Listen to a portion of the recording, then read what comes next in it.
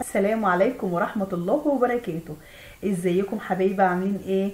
معاكم مطبخ هبة الغياتي. ان شاء الله النهاردة هعمل معاكم طريقة الفراخ المشوية الاصلية بجد، مش كلام بنقوله. دي طريقتي في شغلي في اكبر المطاعم، الطريقة الاصلية اللي بندخل وبندفع فيها مبلغ وقدره وبنروح ونكلم نفسنا وبنقول طب هي طلعت ازاي، وناس تفتكس وتقول لك زبادي، وناس تفتكس وتقول لك لبن رايب ومعرفش ايه وايه وبرتقان لا، هي طريقة عادية خالص وبحاجات عادية وموجودة في بيتنا، بس يا ريت نلتزم بيها. الطريقة ديت الفراخ المشوية مش العادية اللي بتتباع في المحلات العادية لا، وزي ما احنا شايفين الفرخة ديت 2 كيلو وربع، ومع ذلك دايبة ما شاء الله. وهنقول لك ليه، والطريقة زي ما انتوا شايفين اللحم بتاعها فعلا دايب خالص، والله العظيم كان بيطلع مني وانا بطلعه من على الشوايه في الفرن طالع دايب. هندخل ونشوف الكلام ده ازاي.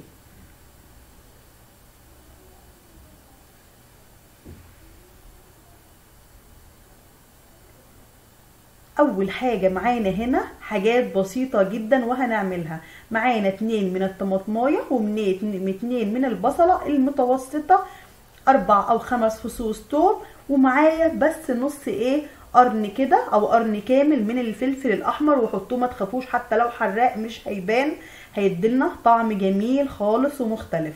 هناخدهم وهنفرمهم في الكبه، وهقول لكم هيكون ايه شكلهم. اللي ما عندهوش كبه هيفرمهم في الخلاط عادي، كل بيوتنا فيها خلاط.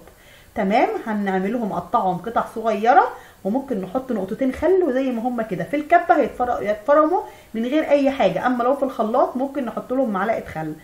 طبعا في شغلنا كان بتبقى مفرمه زي الكبه بس مفرمه كبيره، كنا بنفرم كل الكلام ده على بعضه كده. انا بقول لكم طريقه المحلات او قصدي المطاعم الاصليه، مش المحلات كمان اللي بنشتري منها لا، المطاعم الكبيره اللي ممكن ندخل في الفرخه مبلغ. حطينا زي ما انتم شايفين كده الحاجه اللي احنا حطيناها. تمام، هنحط البهار بتاعنا، ده بهار لحمه، هنحط كده معلقه، وهنحط كمان نص معلقه بهار لحمه. تمام، وده وده كاري، هنحط كده معلقه الا ربع من الكاري. حطيت نص وحطيت رجعت تاني حطيت ربع معلقه من الكاري. تمام، وهنحط معلقه من الكزبره. يبقى احنا معلقه من بهار اللحمه، معلقه الا ربع من الكاري، ومعلقه من الكزبره، ومعلقه من الفلفل الاسود. تمام، خلاص. برضو بعيد وازيد في البهارات وهرجع احطها لكم تاني ان شاء الله في صندوق الوصف. معانا هنا معلقه صغيره من البابريكا، وهنحط حوالي ربع كوبايه من الزيت. خلاص، يبقى معانا كل المقادير الحلوه ديت. ومعانا معلقه صغيره من عسل النحل، معلقه صغيره من العسل النحل، محدش يستغرب ومش هتبان، كل اللي هيبان معانا طعم جميل الكل هيشكرك عليه، وبجد هتتحدي بيه كل المحلات الكبيره. معلقه صغيره من عسل النحل، وهنا معلقه كبيره من الصويا صوص، ومعلقه صغيره مليانه، وكمان نص معلقه من الملح، يعني معلقه ونص من الملح ومعلقه كبيره من الصويا صوص. تمام، هنقلب. عسل النحل العادي صدقوني في الشغل ما كناش بنجيب عسل النحل الاصلي، لا، عسل نحل بيتباع في الماركت العادي ده خالص، عشان هيدي لمعه جميله. احنا عملنا الحاجه الجميله بتاعتنا. هنشوف دلوقتي الفرخه بتاعتنا الجميله. الفرخه دي 2 كيلو وربع، وممكن 2 كيلو ونص عادي. هتستوي هتستوي، لان احنا ما كناش بنعمل فراخ صغيره زي اللي بنشتريها من بره دي، لا، كنا بنقدمها الناس عاليه فبنعملها. انا بعمل معاكم الحاجه كده تمام زي ما انتم شايفين بالعين. انا بتني الجناح، ممكن اكسره كمان في ايدي كده، والفرخه كده بتنيها، امسك الورك بايدي زي ما انتم شايفين، وهبدا اجرح فيه. مش هتتهري، هتطلع معاكم زي ما شفتوها في الاول كده. التجريحات ديت هتدخل الطعم جوه في التتبيله. وعايزه اقول لكم مش هنتبلها كبرها نص ساعه، مش ليله كامله ولا اي حاجه. تمام، هبدا اجرح كده. خلاص، تجريحه حلوه كده بحيث ان تدخل فيها، وهنقلبها على الجنب التاني. وهعمل نفس الكلام بعد ما اتكيت. شفتوني في الاول على الورك كده وفردته خالص زي ما انتم شايفين الشكل كده، ده بتتقدم كده بنفس الشكل. شايفين؟ انا عايزاكم طبعا، انا مش بشرح لان الحاجه اللي انتوا بتشوفوها بعينيكم، اللي مطلوب منكم دلوقتي تشوفوا اللي بيتعمل مش تسمعوا كلامي. خلاص، شفتوا الفرخه الشكل بتاعها، طبعا بنشتريها بالشكل ده وبتبقى متجرحه كده برضو جميله، واحنا مفكرينها اللي هي بتتشوي ايه على سياخ، عشان كده لا، بتبقى الفتحات زي ما انتم شايفينها كده. وانا بوريكم الفرخه دي 2 كيلو وربع، وداخله على كمان يعني داخله على 300 جرام.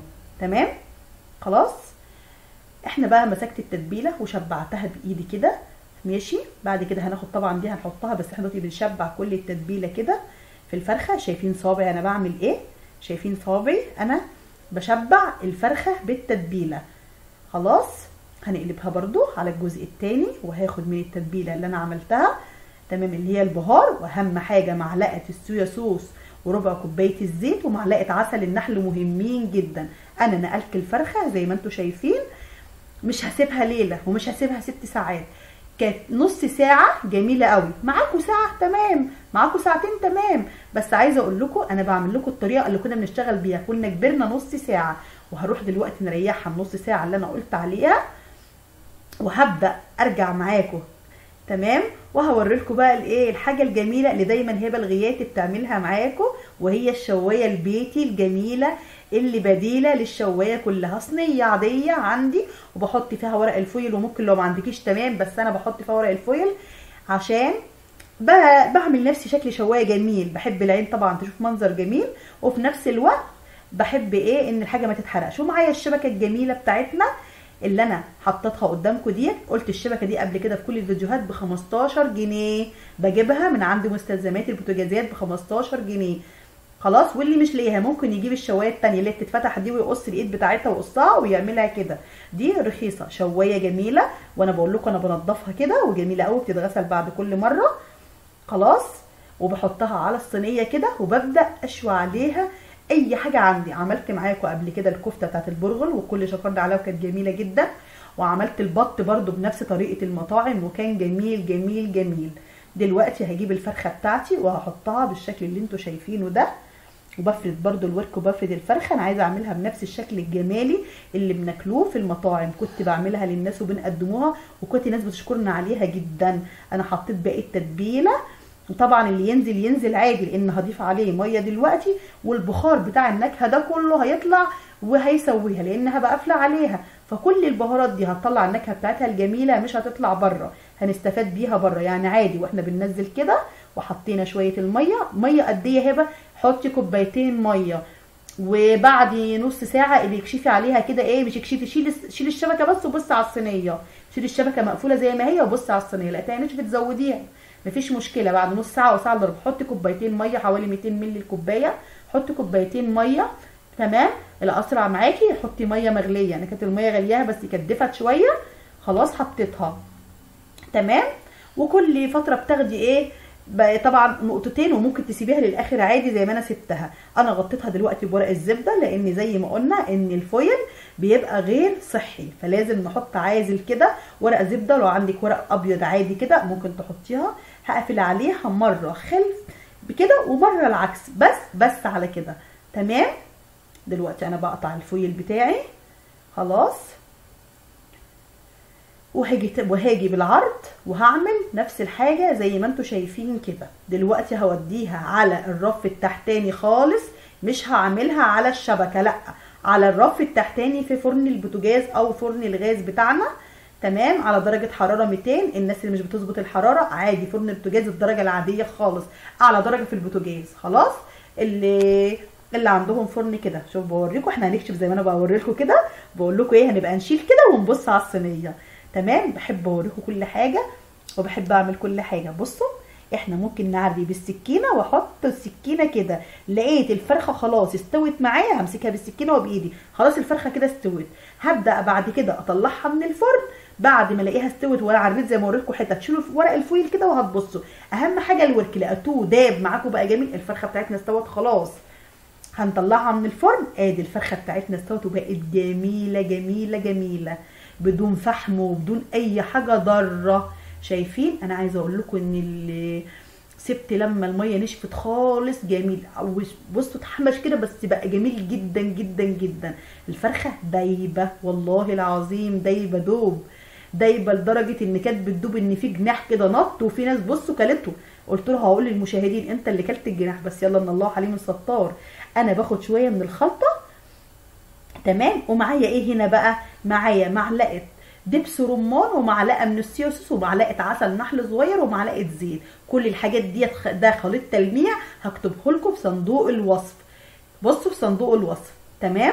هبدا كده بايدي بالجوانت بتاعي الحلو كده وهبدا احميها.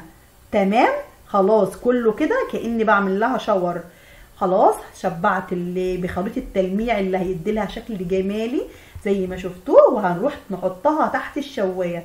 ما شاء الله لا قوه الا بالله طلعت معانا. بوريلكم الجناح بس. يلا بقى بالف هنا وشفا للي كلوا.